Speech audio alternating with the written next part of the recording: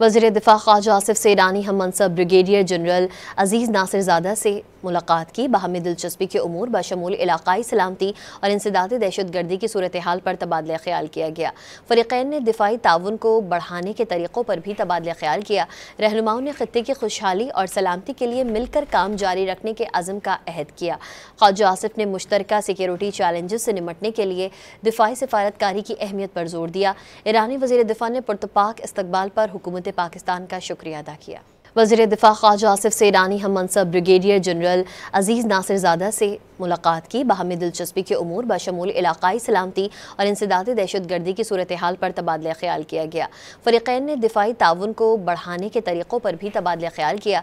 रहनुमाओं ने ख़ित्ते की खुशहाली और सलामती के लिए मिलकर काम जारी रखने के अज़्म का अहद किया। ख्वाजा आसिफ ने मुश्तरका सिक्योरिटी चैलेंजेस से निमटने के लिए दिफ़ाई सिफ़ारतकारी की अहमियत पर जोर दिया। ईरानी वज़ीर दिफ़ा ने पुरतपाक इस्तकबाल पर हुकूमत पाकिस्तान का शुक्रिया अदा किया।